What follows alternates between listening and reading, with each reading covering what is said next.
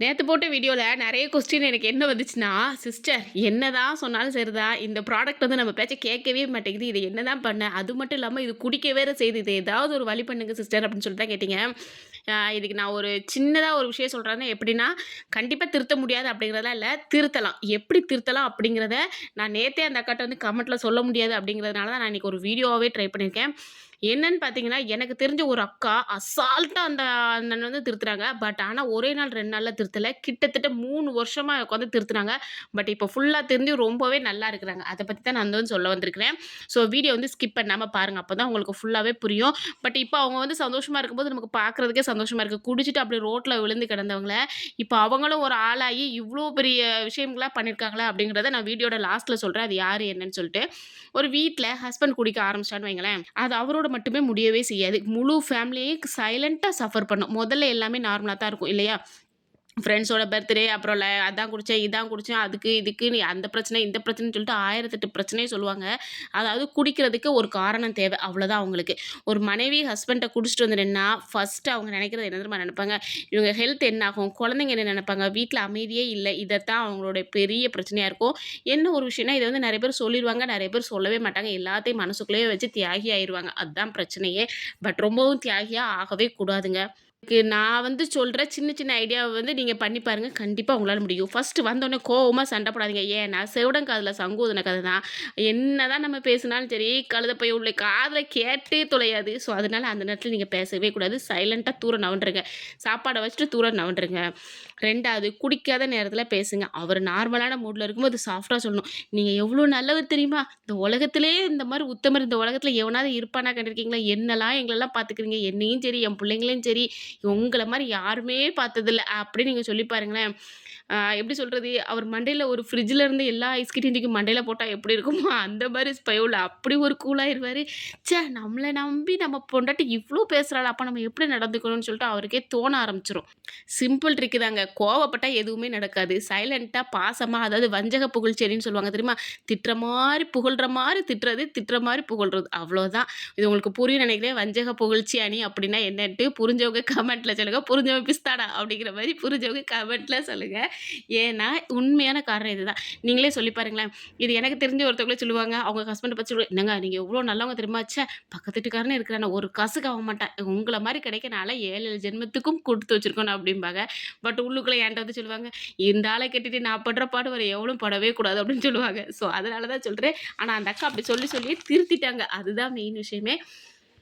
அப்புறம் இன்னொரு வார்த்தை சொல்லுங்க. "எனக்காக குடிக்காம இருங்களேன் ப்ளீஸ்ங்க" அப்படின்னு கெஞ்சுறத விட, நான் உங்க குழந்தைகள சொல்லி பாருங்க. ஓகேவா? ஏன்னா, கல்லுக்கும் கரையாத மனசு வந்து பெத்த புள்ளைக்கு கண்டிப்பா கரையும்.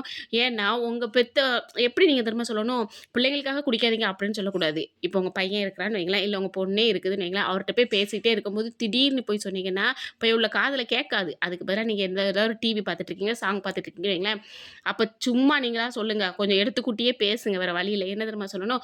"இங்க பார்த்தீங்களா, இந்த டிவில வர்ற மாரி தான் உங்க பையனும் நெனச்சுக்கிட்டு இருக்கான் உங்கள.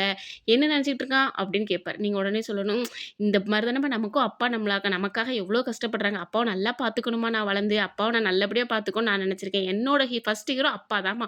அப்படின்னு அவன் சொல்றாங்க. எனக்கே ஆச்சரியமாயி போச்சு. நான் இவ்ளோ தூரம் பெத்து வளர்த்து கஷ்டப்படுறேன். பட் ஆனா, அவன் வந்து என்னையும் சொல்ல மாட்டேங்கிறான். உங்கள தான் சொல்றான். "எவ்ளோ புடிச்சிருக்கு. ச்சே! நான் வேஸ்ட்டுங்க." அப்படின்னு சொல்லிட்டு நம்மளே சொல்லும்போது, அவருக்கு ஒரு கெத்து வரும். ச்சே! நம்ம புள்ள நம்மள ஹீரோ நெனச்சிருக்கானா?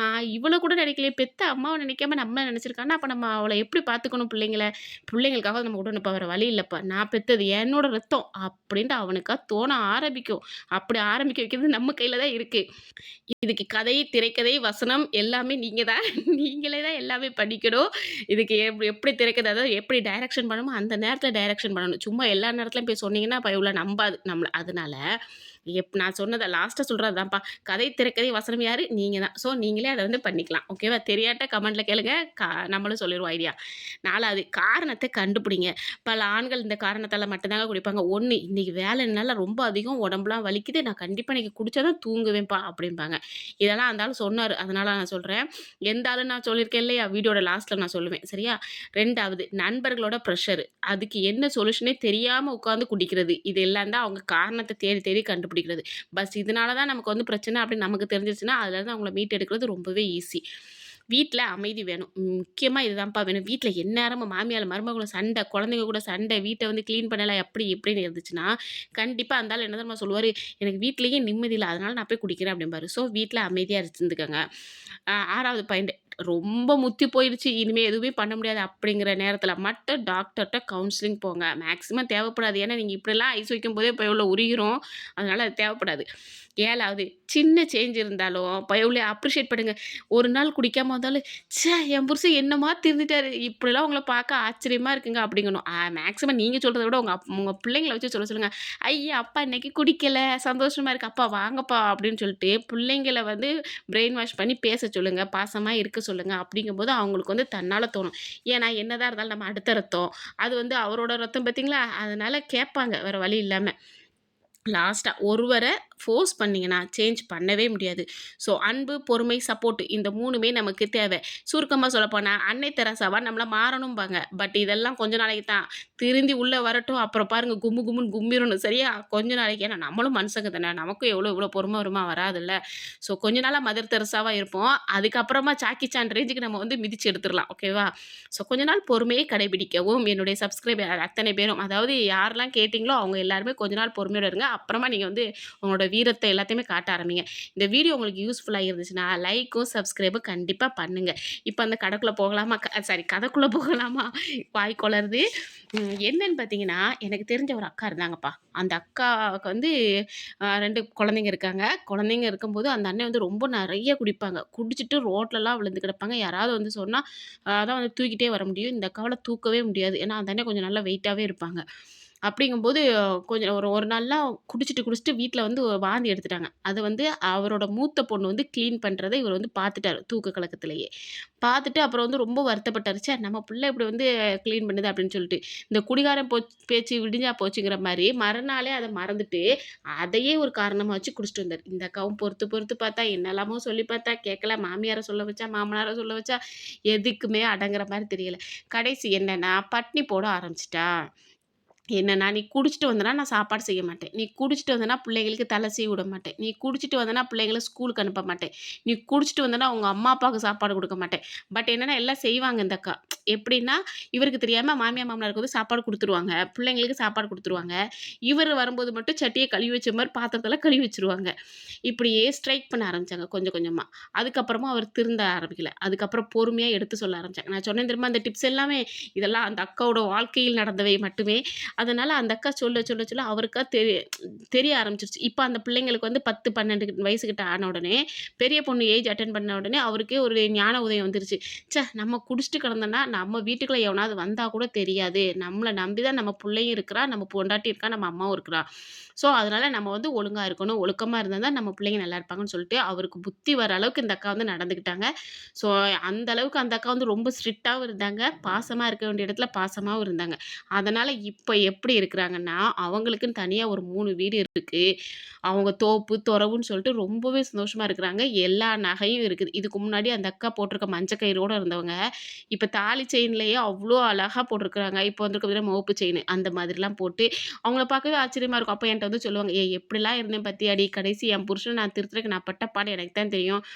இன்னொன்னு இதுக்காக அந்த அக்கா தீச்சட்டி இதெல்லாம் தூக்குவாங்க. அப்புறம் என்ன இந்த தீ மிதிப்பீங்கள்ல, ஆ ஹிந்துஸ் அக்காளுக்குலாம் தெரியும்னு நெனைக்கிறேன். இந்த தீ மிதிச்சுட்டு வருவீங்கல்ல, அதெல்லாம் அந்த அக்கா பண்ணுவாங்க. எனக்கெல்லாம் பாவமா இருக்கும். "ஏன்க்கா இப்படிலாம் பண்றீங்க அவருக்காக?" அப்படின்லாம் நான் சொல்லுவேன். "எப்படியாவது அவர் திருந்துனா போதும்" அப்படின்னாங்க. அதுக்கப்புறம் தான் யாரோ சொன்னத வச்சு இந்த மாரிலாம் அவங்க பண்ணியிருக்கிறாங்க. பண்ணுனதுக்கப்புறம் இப்ப அந்த அண்ணன் நல்லா திருந்திட்டாங்க. இத தான் நான் உங்கட்டயும் சொல்றேன். ஏன்னா, நான் என்னோட வீடியோ பார்த்தவங்க எல்லாருக்குமே புரியும். நான் வந்து சும்மா எதையோ படிச்சுட்டு வந்து உங்கட்ட வந்து உளரவே மாட்டேன். ஒருத்தவங்கள்ட்ட வந்து அந்த பிரச்சனை இருக்கு. அந்த பிரச்சனைலருந்து அவங்க எப்படி சொல்யூஷன் எடுத்தாங்கன்னு சொல்லிட்டு, அத கேதர் பண்ணிட்டு வந்து உங்கட்ட வந்து அள்ளி தொளிச்சிருவேன். ஸோ, அதனால நீங்க அத வந்து தெரிஞ்சுக்கங்க. தெரிஞ்சுக்கிட்டு நீங்களும் உங்கள மாத்திக்கங்க. அவரையும் மாத்துங்க. கண்டிப்பா லைஃப் நல்லாருக்கும். இதுக்காக ஹாஸ்பிட்டல் போங்க, ட்ரீட்மெண்ட் எடுங்க, அத எடுங்க, இத எடுங்க அப்படிலாம் நான் எதுவுமே சொல்ல கிடையாது. ஸோ, எனக்கு தெரிஞ்சத நான் வந்து சொல்லிட்டேன். வீடியோ புடிக்கும் நான் நம்புறேன்ப்பா. எனக்கு தெரிஞ்சத நான் சொல்லியிருக்கேன். வீடியோ உங்களுக்கு புடிச்சா கண்டிப்பா லைக்கும், ஷேரும், சப்ஸ்கிரைபும் பண்ணிக்கங்க. ஏன்னா தெரியாத நெறைய செல்ல குட்டீஸ்களுக்குலாம் இது போட்டும் எல்லா மக்களும் நல்லா இருக்கணும். நம்மளும் நல்லா இருக்கணும். எல்லா புகழும் இறைவனுக்கே. வீடியோ புடிச்சா லைக் பண்ணுங்க, ஷேர் பண்ணுங்க, கமெண்ட் பண்ணுங்க, சப்ஸ்கிரைப் பண்ணுங்க. டாடா, பாய்மா.